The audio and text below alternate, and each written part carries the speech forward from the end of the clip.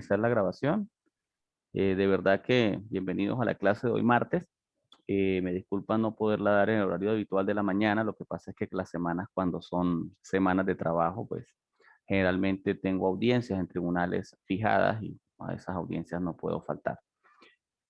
Aprovechando, por supuesto, esta posibilidad de que tenemos 7 días de trabajar y 7 no. El tema de hoy es un tema bastante bonito. No sé si alguna de ustedes la puedo nombrar administradora por el tema de que me ayuden si alguna persona se quiere conectar a la clase. Pero bueno, el tema en general va a ser la teoría en general de las sociedades. Vamos a empezar a hablar de las sociedades mercantiles, las distintas sociedades mercantiles que de una u otra manera forman parte de la comunidad de negocios, sociedades de distintas índoles, de carácter mercantil como tal, de carácter civil inclusive. Vamos a tratar de hacer un diálogo mucho más ameno sobre ese particular, que es obviamente lo que dispone el tema número 10. Después, por supuesto, en lo sucesivo vamos a hablar de cosas más específicas, sobre todo en el contexto mercantil, pero debemos inicialmente empezar a diferenciar ese tipo de sociedades mercantiles, cómo están clasificadas, cuál es su contexto, obviamente porque la actividad que les aplica a ustedes, pues es precisamente el contexto mercantil en esa posibilidad que van a tener donde serán entonces administradores. Vamos entonces a colocar esa lámina número 2 y en esa lámina número 2 quiero mostrarles de una u otra manera como un resumen de lo que nosotros vamos a ver en el transcurso del tema número 10.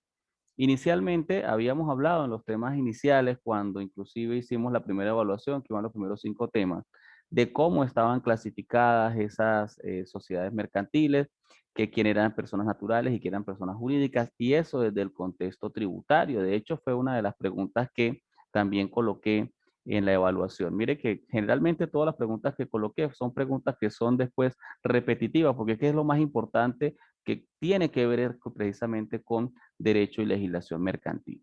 Y haciendo un repaso, entonces, por supuesto, de eso, sabemos que las personas inicialmente están clasificadas desde lo que ve la administración tributaria en lo que son las personas naturales y las personas jurídicas.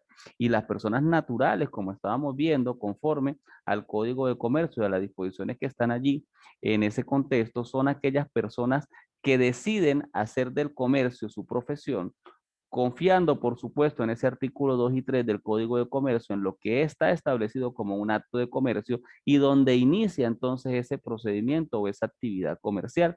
Todos ellos entonces pues van a ese registro mercantil, constituyen, como vimos en el tema especial de los fondos de comercio, constituyen ese fondo de comercio y a partir de ese primer instante inicia ese procedimiento de trabajo habitual, común y normal, pero donde ella es la única propietaria y donde ella responde, escúchense bien que esto es interesante, donde ella responde con todo su patrimonio en cualquier tipo de conflicto que pueda generarse, donde algún proveedor esté en desacuerdo con alguna negociación que se realice o en lo sucesivo también un cliente o cualquier otro comerciante que de una u otra manera tenga algo que ver como financista, si es que es una entidad financiera que le dio algún crédito, en fin, cualquiera de las disposiciones que se vayan generando. Pero teníamos también allí todas las demás, cuando hay asociaciones de personas, en ese contexto de asociaciones de personas, entonces a ellas las llamamos personas jurídicas. ¿Qué es lo que estoy tratando de hacer con esta lámina? Tratando de mostrarles cómo es esa clasificación tributaria y cómo es esa clasificación mercantil y civil que nos ataña. En este caso, yo sé que ustedes ven en legislación fiscal, a lo mejor el profesor allá le habla un poco de tasas, impuestos de contribuciones de personas naturales, personas jurídicas y todo aquello.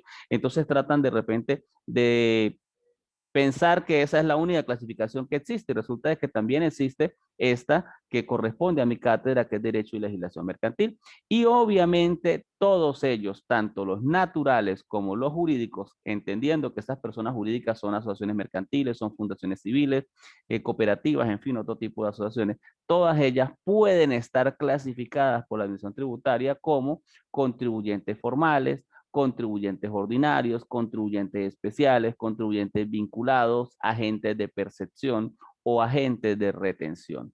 Eso es interesante porque es lo más cotidiano, lo que de una u otra manera más suena en la palestra empresarial, porque todo el mundo pues le tiene miedo a ese fisco, a esa multa, a esa sanción. Entonces, obviamente hemos visto que esos contribuyentes formales son aquellos que no pagan IVA, que todas sus actividades son exentas, Esos contribuyentes ordinarios son aquellos que sí están obligados al pago de ese tributo. Esos contribuyentes especiales son aquellos que de una u otra manera la administración tributaria a través de provincia administrativa nombra como contribuyentes especiales para que sean auxiliares del Fisco Nacional, para que realicen procesos de retención.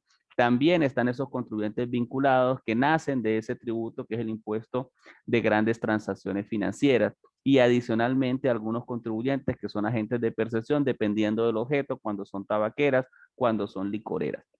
Y por supuesto los agentes de retención que pudieran ser empresas inclusive gubernamentales que son nombradas para que realicen procesos de retención.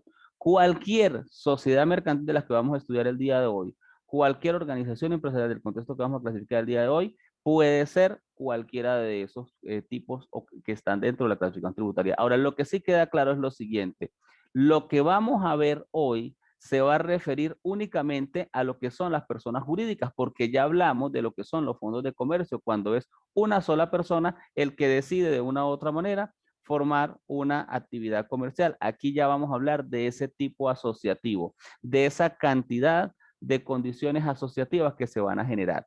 Y vemos entonces en la pantalla que tenemos 4 condiciones. La primera tiene que ver con todas esas sociedades que de una u otra manera pueden constituirse y que pueden constituirse a través de la ley, pero como hemos visto, la ley en este caso es diversa, no es todo es desde el contexto mercantil, pueden haber algún tipo de personas jurídicas, algún tipo de asociaciones que no tienen que ver con actos de comercio, pero debemos ver cuáles serían esas. Y dentro de todas esas están las corporaciones, las asociaciones civiles sin fines de lucro, tenemos las asociaciones civiles con fines de lucro y tenemos también las fundaciones. Todas ellas están enmarcadas dentro de lo que es el Código Civil.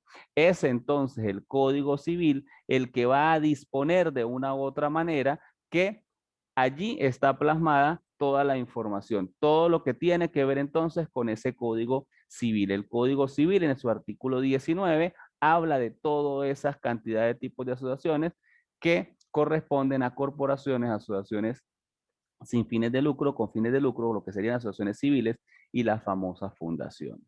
Y tenemos otro segundo punto. Ese otro segundo punto tiene que ver entonces con las famosas cooperativas, todas las que están regladas a través de una u otra manera, de unas disposiciones legales distintas. Inclusive el mismo Código de Comercio menciona las cooperativas, pero dice que van a crearse una ley especial, que sería en ese caso la ley especial de asociaciones cooperativas. Entonces, esa ley especial de asociaciones cooperativas va a implementar todo lo que tiene que ver con ese contexto. Obviamente, entonces vamos a hablar de ese tipo de organización empresarial. Tenemos adicionalmente de eso otro tipo de organizaciones que están ya dentro del compendio de lo que es dentro de lo que es el Código de Comercio.